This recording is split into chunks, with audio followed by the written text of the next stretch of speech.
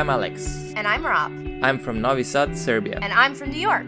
Alex and I started dating after meeting on a German cruise ship where we were entertainers. And now we are in a long-distance relationship. Until we can be together again, we decided to start a podcast. We may come from different backgrounds, but that's exactly what keeps the conversation going for hours. We can't wait for you to listen to this episode. So sit back and enjoy it. Because we have a lot to talk about.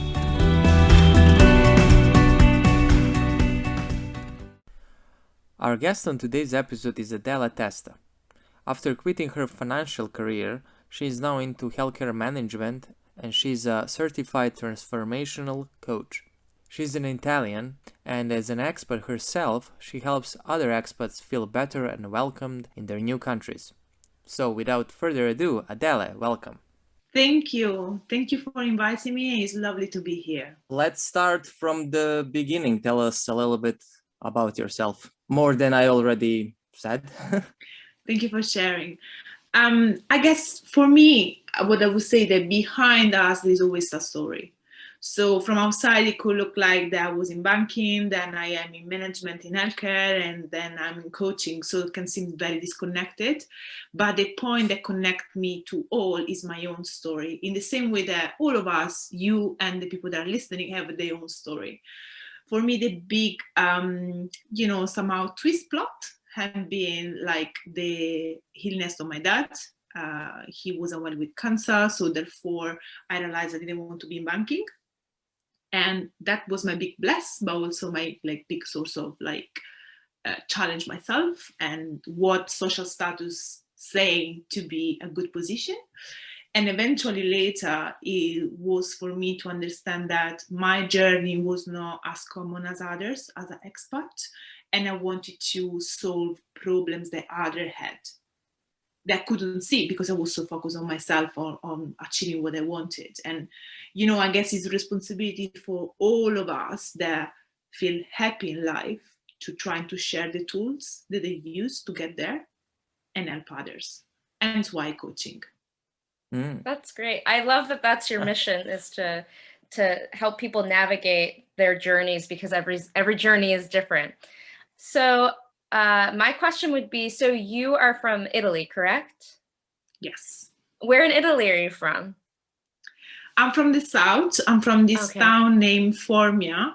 They're so small that some Italians don't even know they exist, but exist.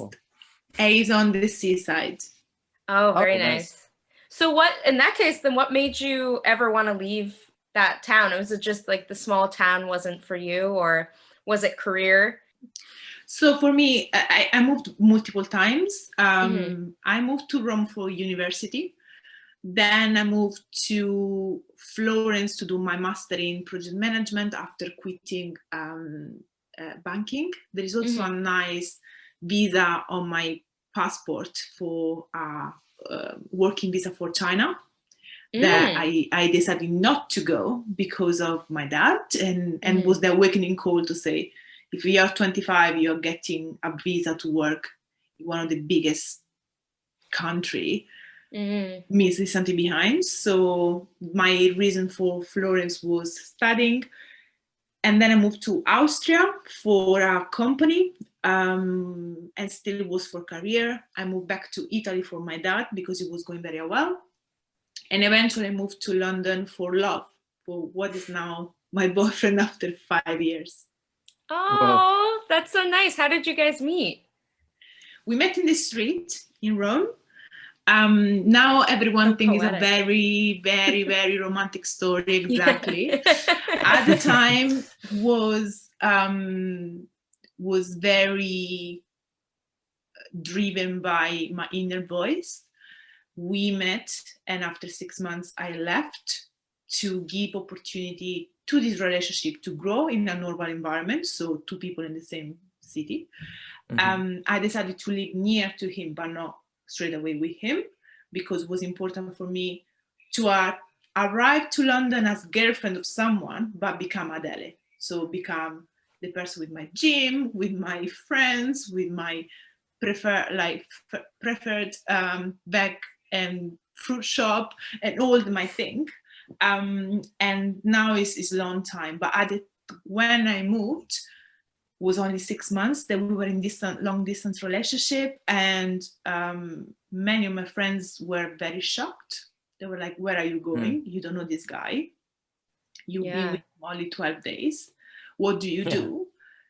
And what I said is like, I'm going to prove again to myself and others that I'm strong and I'm brave. If it's going to work, it's going to work. If it's not going to work, you were right. But still I can say that I made a change. And that's where I am now, 5 years after. At least you tried. Like, that's the worst case scenario. Obviously didn't happen, but it became something for like what, 5 years you all are already together. So that's great. But people can be like that when they like, what are you doing? That's like crazy. And that's what we got that a lot. I mean, because we had gotten together right before the pandemic happened. And it was very similar. We had only known each other for a few months, and so of course people always have their own ideas of how people's lives should work, and they want to, you know, project that on you. So what were your biggest, so you had, at this point, lived in other countries before. What was your biggest insecurity moving to London? I guess, like, you know, for all of us, every time that we stretch a bit more, so we do something slightly different, there's always the fear of not being good enough coming up. So they not be good enough in the new place, or not be good enough with English, or not be good enough in the environment, or perhaps not being as the other person image that you were. Because of course in a long distance relationship, you see such a very little part. And therefore it's easy to somehow feel concerned of some aspect of us. About that, actually, one of my mentors told me this very nice thing that really helped me, because she's 40 years older than me. And at the time I spoke with her to say, like, you know, my mom is not very willing for me to move. My friends, they seem terrified. What do you think? And she told me, like, what do you think about this guy? And my answer was, I think he's perfect. And her answer was, you don't know the guy yet. He cannot be perfect. He must be, I don't know, stubborn or not tidy, something, but you still want to be with the person. And she told me, like, in the same way you think that he is perfect, probably he thinks the same about you, that you are perfect. And this is the point where the human part come up. So you start getting along with the flaws of the other person. You also feel enough strong and vulnerable to show your own flaws to the other person. Yeah. So what made you then go into healthcare or helping other? It happened for me because I'm lucky and not lucky enough to have such a complex past. With my dad being unwell, with me really struggling in terms of accepting myself. So I somehow was obliged to look slightly deeper in my life and understand what I wanted to do. But other people might have not this adventures, let's we can call it, so that they remain like in a very superficial status. They are not happy, they are not clear why, they don't feel satisfied, they're not clear why, they don't know really what they want. They only know what society wants from them and trying to fit as much as possible and trying to be happy as much as possible with that. And for me, is somehow a shame that to understand what you really want to do, you need to pass through traumatic experience. It should be literally a tool that everyone has. So therefore, the idea for me to become a life coach was to help others to become the coach of themselves. Like, one of the things I always repeat to my clients, I want you to go away, not because Adele told you to do this, but because you build tools and awareness so that you can coach yourself. You can say, I want to do this, I don't want to do this, or I'm doing this for you, actually, but I'm very clear that I don't want to do it, I'm doing for you. And I'm okay with that. I will not have resentment for you, I will not feel bad about myself, I will feel guilty, I do it. So for me, life coaching is a way to give tools to people rather than solve the very problem that they come with, because they always come with a problem, but there's always so much behind this. Is your approach at the problem, not the problem itself. So for your clients that you work with, what brings them to you? Is it the fact that they are looking to become expats, or is it specifically for traveling, for fear, you know, any of those? What's your ideal client that would come into you? So my ideal clients in general are the outsider. So in the majority of the cases are expat, a bit of because of the technicality of the thing. You are in a reality is not yours, but also a lot of people that feel that they're living a life that don't belong to them. So they're supposed to be happy. Some of my clients, they come to me desperate. It's like, I'm supposed to be happy. I have the person I love, I have a good job, but still I feel so frustrated. And I feel that if I say this to others, others would think that I'm not grateful, or perhaps I'm picky, or perhaps like it's not enough for me, but actually I'm not happy.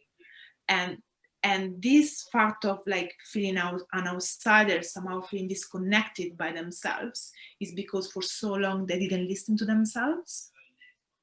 So that's in general the clients that come up. To reply to your question, the fears that they have in general is the fears of making the wrong choice. So they know they are not happy where they are, or they feel frustrated. And they feel that everyone is so happy around them, but they don't feel it. They don't feel this sense of joy. They somehow feel an imposter, but they don't know exactly what to do next. So they are scared to make the wrong choice, or they're scared to disappoint people, or they feel not good enough. They feel like low confident. Therefore, they feel like I need to be with someone that can say the truth. Something's not working here. So that's in general the clients that come up.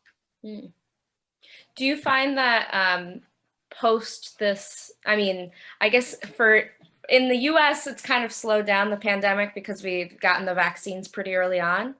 But as we're starting to see that this pandemic is changing and the world is opening up a little bit more, have you found that you've gained more clients that are scared, or more clients that are empowered to begin their new journeys? I guess I got a mix of them, because some of them are scared that they don't have enough time. Like they're scared of, like, for example, changing job because they're scared of the job market being unstable.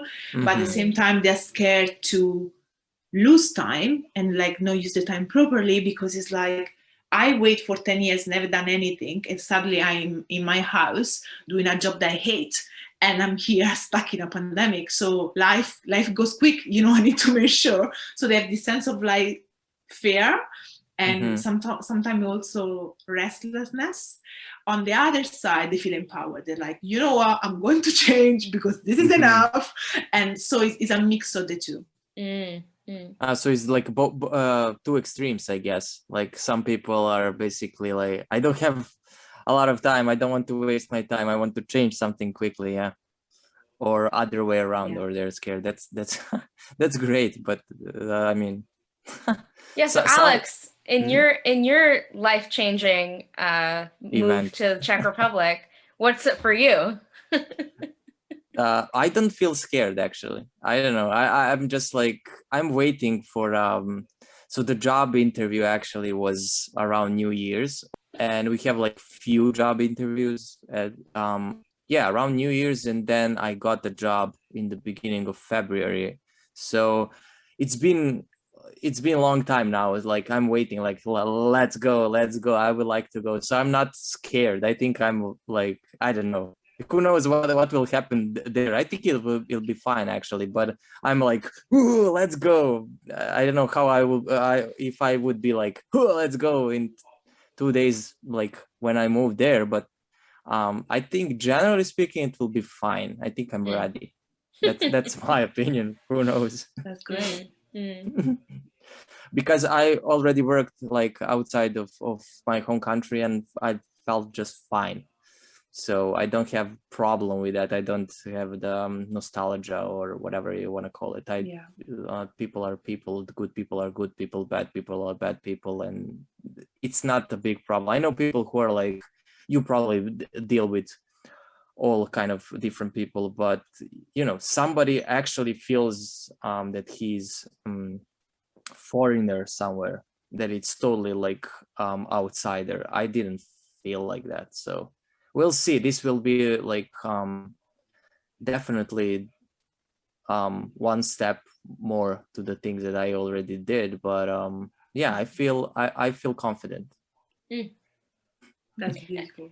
Just to highlight your point, like really good luck for your journey. I think that the beauty of starting a new journey is actually that you have so much energy at the beginning.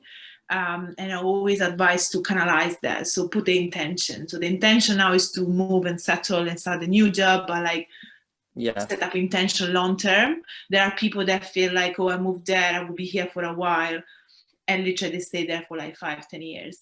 And they still don't have like a nice accommodation, they have a nice bed sheet, just because they think they're in a temporary mood, they're about to move, but it's not true. They stay there. So like set up your intention, because it's useful, and really good luck. It's always nice. It's a new start and can enrich you a lot. Absolutely.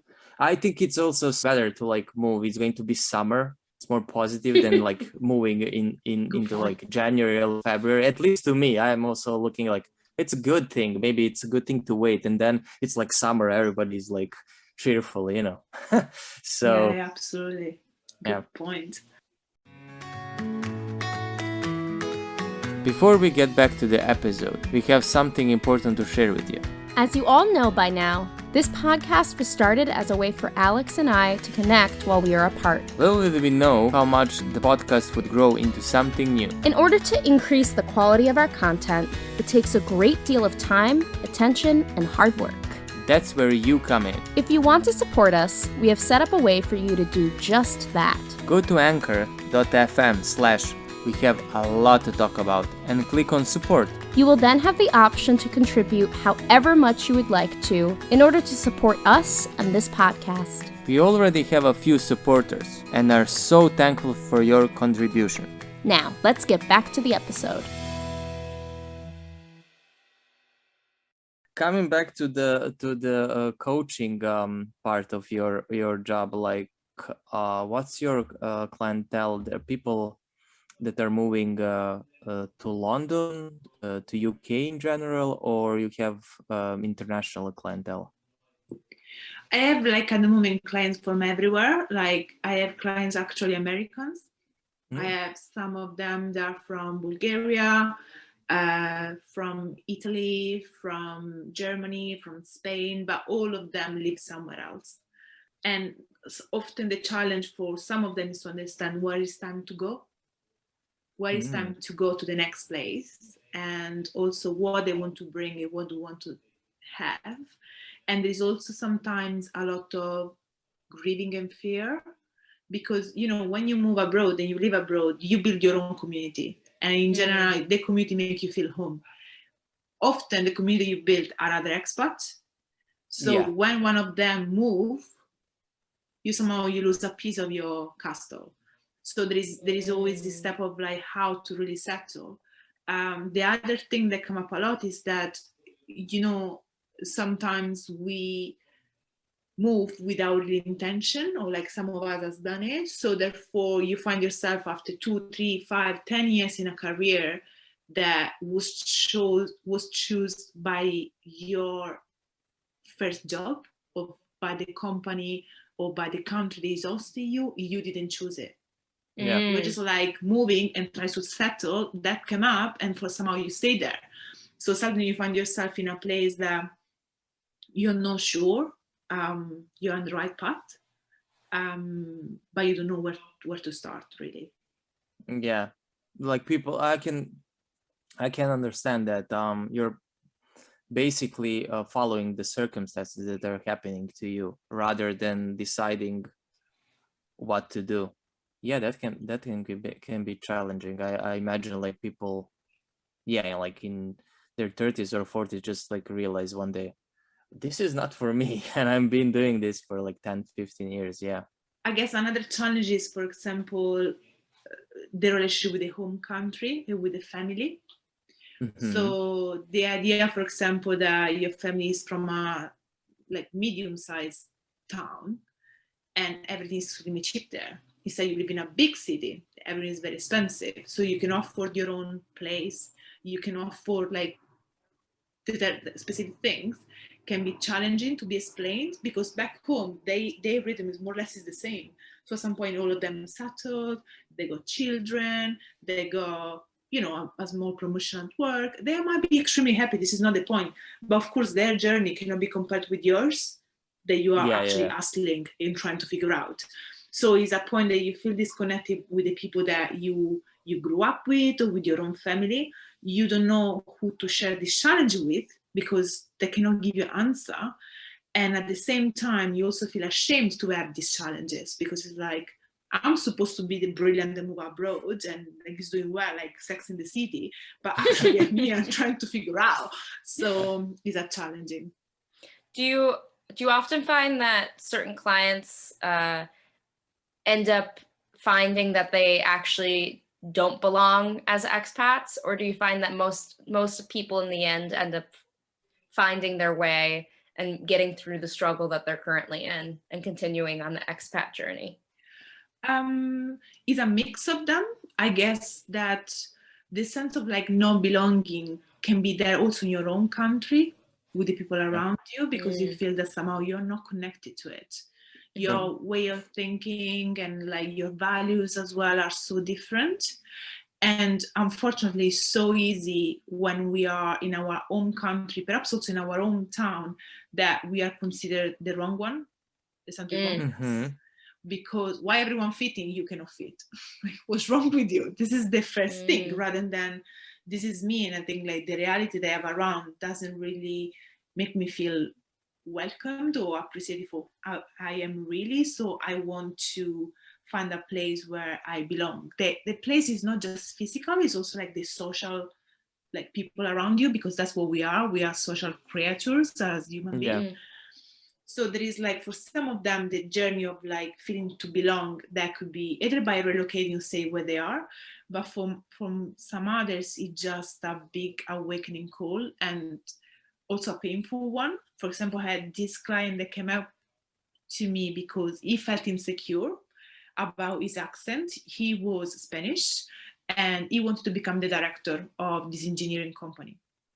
So we work on all the sabotaging beliefs, because very often it's in our head. You know, people don't care how we speak. As long as we work, they don't care. Yeah. The same your boyfriend or your girlfriend, like they don't care your accent. As long as make feel that the person loved, they don't care. They don't even care if you're good at cooking or not. This is not the point. It's like, are you able to make me feel loved? You know, so like we work so much about this sense of like feeling an imposter or somehow feeling like, you know, wrong somehow. We work on that. He achieved the position, and then he had this massive crisis. Say like, I'm a director, I achieved what I wanted in the last 3 years. I did also coaching because I was so desperate I couldn't get there. In 6 months I went and got there, and now what I do, I just travel every single weekend to Spain.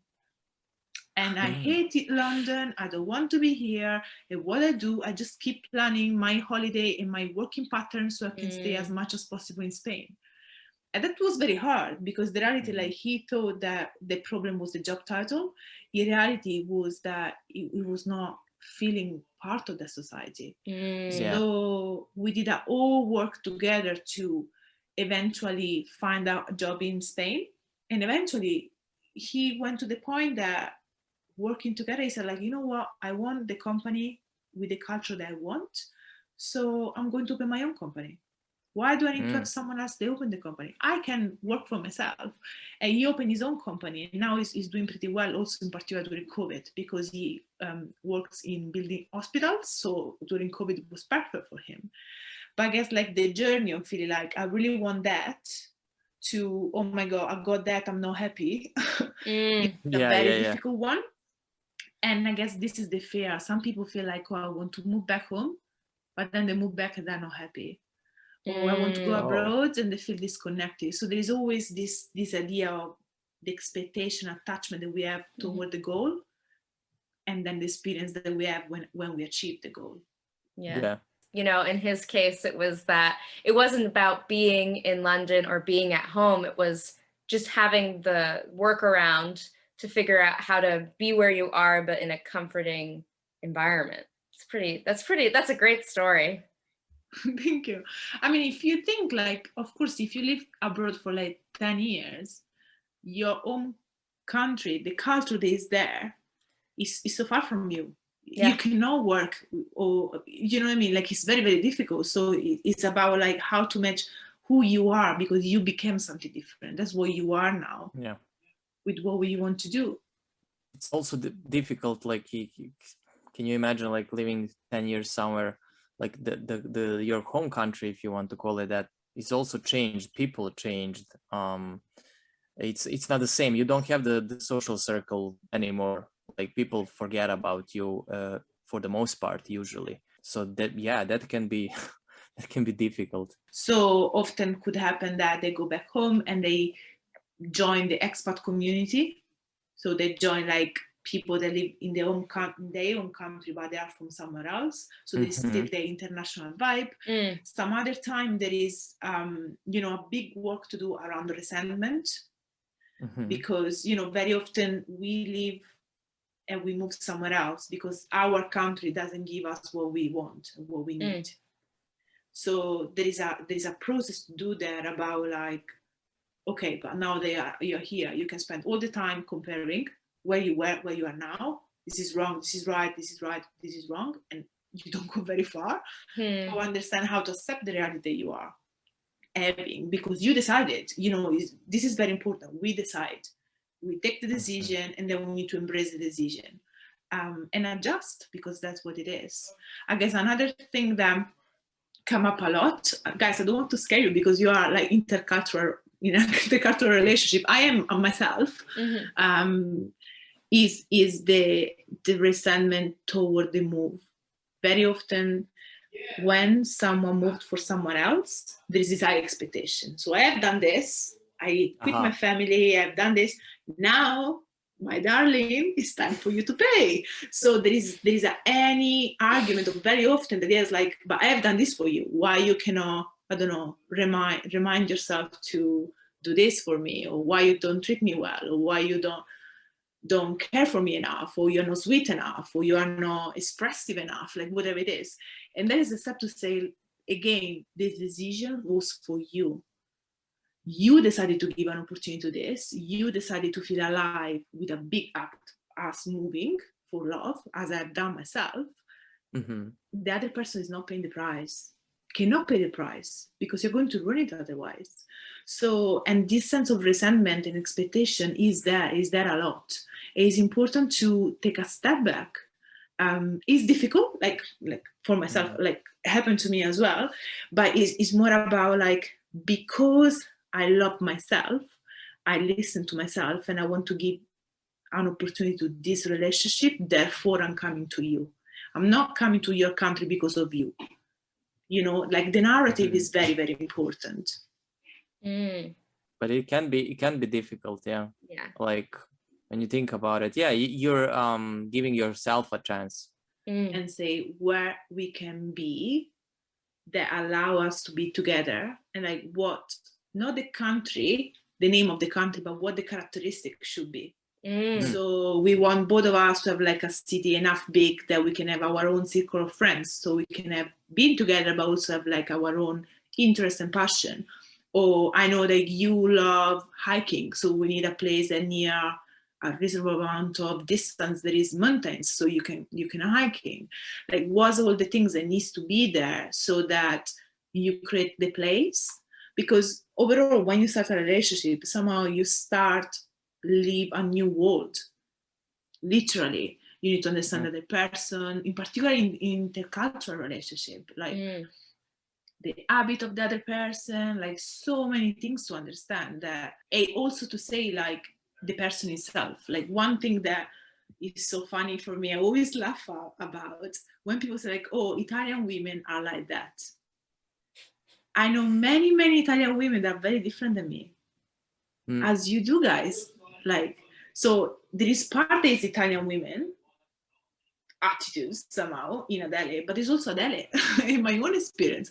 So how to make sure that to have an honest conversation, say like, that's who we are, that's what we want. Let's understand in this planet, it's pretty big to be honest, where we can be and stay together, or what we want to do. Perhaps we want to push for the next 2-3 years and achieve a specific, I don't know, economic freedom or a specific point in our life that we can be everywhere. So it's about, okay, perhaps we can live together now, but I can build an online business so that I can be with you. Or, you know, I know that like in terms of visa, we cannot stay there, but what the path to be able to stay there. And so like do a long-term plan rather than somehow settled with, oh, this is not possible, we'll figure out. Because in that case, like frustration build up.